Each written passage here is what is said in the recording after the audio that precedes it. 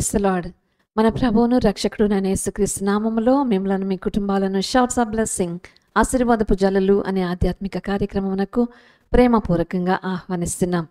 ఈ ఉదయకాల సమయంలో మనము 21 డేస్ ఆఫ్ ప్రేయర్స్ మనము ధ్యానం చేస్తున్నాం కాబట్టి ఈ దినమందు శతాధిపతి చేసినటువంటి ప్రార్థన గురించి మనం ధ్యానం చేయబోతున్నాము.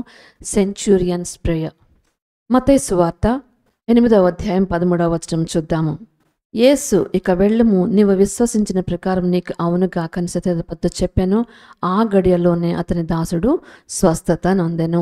దేవుడి ఈ వాక్యం దీవించునుగాక. And Jesus said unto the centurion, go thy way, and as thou hast believed, so be it done unto thee. And his servant was healed in the same hour. May the Lord bless this word. ఈ వాక్యంలో మనం చూస్తున్నాము మత్తయి సువార్త 8వ అధ్యాయంలో ఈ యొక్క కపెర్నహూములోకి యేసు ప్రభు ప్రవేశించాడని చూస్తున్నాము. ఆ సమయంలో శతాధిపతి ఒకడు వచ్చాడు ఆయన దగ్గరకు, యేసు ప్రభు దగ్గరకు వచ్చి అడుగుతున్నాడు. ఏమనంటే, అయ్యా, నా దాసుడు పక్షవాయువుతో మిగుల బాధపడుచు ఇంటిలో పడి ఉన్నాడని చెప్పి ఆయనను వేడుకొన్నట్లుగా మనం చూస్తున్నామండి. శతాధిపతి అంటే మనకు తెలుసు, చాలా అధికారం కలిగినటువంటి వ్యక్తి, మరి 100 మంది సైనికుల మీద అధికారం కలిగినటువంటి వ్యక్తి. మరి అతనికి ఎంతో మంది దాసులు అతనితో ఉంటారు, ఎంతో మందికి అతను ఆజ్ఞాపిస్తూ ఉంటాడు. అయితే అటువంటి శతాధిపతి యేసయ్య దగ్గరకు వచ్చాడు. యేసయ్య దగ్గరకు వచ్చి అంటున్నాడు ఏమనంటే, ప్రభువా ప్రభువా అని సంబోధిస్తున్నాడు. శతాధిపతి అన్యుడు, ఆయనకు యేసు ప్రభు అంటే తెలియదు, ఆయన యూదుడు కాదు. కానీ ప్రభువా, నా దాసుడు పక్షవాయువుతో మిగుల బాధపడుచు ఇంటిలో పడి ఉన్నాడని చెప్పి ఆయనను వేడుకొనెను. చూడండి, మరి అంత అధికారం ఉన్నటువంటి వ్యక్తి తన ఇంటి వారికో లేకపోతే తన యొక్క మరి పిల్లలకో ఎవరి కోసమో ఆయన యేసు ప్రభు దగ్గరకు రాలేదు. శ్రమ తీసుకొని యేసు ప్రభు దగ్గరకు వచ్చాడు. ఎవరి కోసం అంటే తన యొక్క దాసుని కోసం, తనతో పాటు పనిచేసేటువంటి ఒక సర్వెంట్ కోసము, తన కింద పనిచేసేటువంటి వ్యక్తి కోసము మరి ఆ శతాధిపతి ఒక రిస్క్ తీసుకొని యేసు ప్రభు దగ్గరకు వచ్చినట్లుగా చూస్తున్నాం. వచ్చి అంటున్నాడు, ప్రభువా, నా దాసుడు పక్షవాయుతో మిగుల బాధపడుచు ఇంటిలో పడి ఉన్నాడు అని చెప్పి ఆయనను వేడుకున్నాడంట. అయ్యా, నువ్వు నాకు నా దాసుని నువ్వు ముట్టు, దాసుని నువ్వు స్వస్థపరచు అని.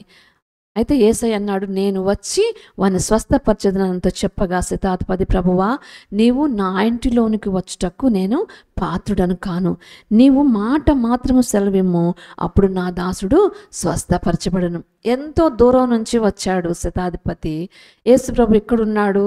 ఆ దాసుడు ఎంతో దూరంలో ఉన్నాడు. శతాధిపతి అంటున్నాడు, అయ్యా, నువ్వు నా ఇంట్లో రావటానికి నేను పాత్రుడను కాను. I'm not worthy. ఎందుకంటే ఆయన ఎటువంటి వాడో యేసు ప్రభు దగ్గర ఒప్పుకుంటున్నాడు. చాలాసార్లు మనం దేవుని దగ్గర ప్రార్థన చేయడానికి వచ్చినప్పుడు ఏం చేస్తామంటే, మనం చాలా గొప్పవారు, అయ్యా నేను నీకు ఎంతగానో ప్రార్థన చేస్తున్నాను, నేను నీకు ఎంతగానో నమ్మకంగా జీవిస్తున్నాను అయ్యా అని చెప్పేసి మనం ప్రార్థన చేస్తూ ఉంటాము. కానీ ఈ వ్యక్తి అంటున్నాడు, అయ్యా, నా ఇంటికి రావటానికి నేను పాత్రుడను కానే కాదు. నువ్వు మాట మాత్రం సెలవిమ్ము, నా దాసుడు ఇప్పుడే స్వస్థపరచబడతాడు. అంటే నువ్వు ఇక్కడుండి చెప్పినా కానీ నా దాసుడు అక్కడ ఉండి కూడా స్వస్థపరచబడతాడు అని ఎంతో విశ్వాసంతో శతాధిపతి యేసు ప్రభు దగ్గర ప్రార్థన చేస్తున్నాడు. హల్లెలూయా. చూడండి, అటువంటి ప్రార్థన మనం ఎప్పుడైనా చేసామా? అయ్యా, నువ్వు మాట మాత్రం సెలవివ్వయ్యా, నువ్వు కార్యం చేయ మన దేవుని అడగొచ్చు. కానీ అంటాను, నేను ఎంతో ప్రార్థన చేస్తున్నాను అయ్యా, నేను నీకు ఎంతో నమ్మకంగా ఉంటున్నానయ్యా, నాకే ఎందుకయ్యా నువ్వు ఇలా చేశావు అని మనము ప్రార్థన చేస్తూ ఉంటాం. కానీ శతాధిపతి తన ఇంటి వారి కోసం కాదు, కానీ తన యొక్క సర్వెంట్ కోసం యేసు ప్రభు దగ్గరికి వచ్చి ప్రాధేయపడుతున్నాడు. అప్పుడు యేసు ప్రభు అంటాడు, మరి నేను వస్తాను, నీ దగ్గరికి వచ్చి అతన్ని స్వస్థపరుస్తాను అంటే, వద్దయ్యా, నువ్వు రావద్దు. నా ఇంట్లోకి రావటానికి నేను ఏమాత్రం కూడా పాత్రుడను కాను. మాట మాత్రము సెలవేవు. నేను కానీ మరి నా యొక్క సేవకుల్ని అక్కడికి వెళ్ళంటే అక్కడికి వెళ్తారు, ఇక్కడికి రండి వస్తారు. కాబట్టి నువ్వు మాట మాత్రం సెలవిస్తే చాలు, నా దాసుడు స్వస్థపరచబడతాడు అని చెప్పినప్పుడు యేసయ్య అతని విశ్వాసం చూసి ఎంతగానో ఆశ్చర్యపోయాడు. ఇశ్రాయేలీలో కూడా నేను ఇటువంటి విశ్వాసం నేను చూడలేదు అని చెప్పేసి ఆశ్చర్యపోయాడంట. హల్లెలూయా.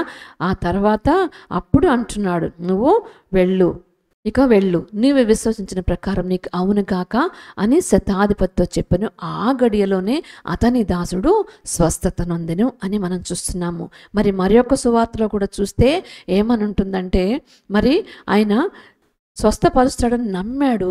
నమ్మిన తోడనే ఇంటికి వెళ్ళి శిష్యులు చూసినప్పుడు అక్కడ అతడు స్వస్థపరచబడి ఉంటాడంట. హల్లెలూయా. ప్రార్థనలో ఎంత విశ్వాసం ఉందంటే అతనికి, నువ్వు మాట మాత్రం సెలవి అయ్యా, నా దాసుడు స్వస్థపరచబడతాడు. అటువంటి విశ్వాసంతో ఆ శతాధిపతి చేసినటువంటి ప్రార్థన నీవు నేను కూడా చేసినట్లయితే మన జీవితంలో మనం అద్భుతాలు చూస్తామండి, ఆశ్చర్యకార్యములు చూస్తాం. దేవుడి వాక్యం దీవించును గాక. ప్రార్థన చేసుకుందాం.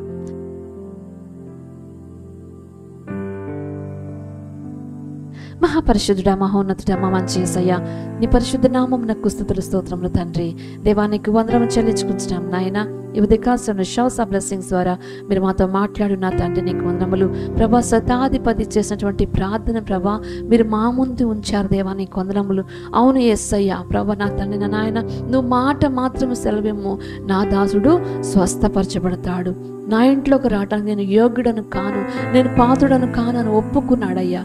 హల్లెలూయా ప్రభా. నా తన మేము కూడా ఆ విధంగా మా యొక్క పరిస్థితిని నన్ను ఒప్పుకుంటాను. మీరు మాకు సహాయం దయచేయండి ప్రభా. విశ్వాసముతో ప్రార్థించడానికి సహాయం దయచేయండి నాయన. నీకే మహిమ ఘనత ప్రభావం ఆరోపించుకొనుచు యేసు అతి పరిశుద్ధ నామములో ప్రార్థించి వేడుకొంచున్నాను తండ్రి. ఆమేన్.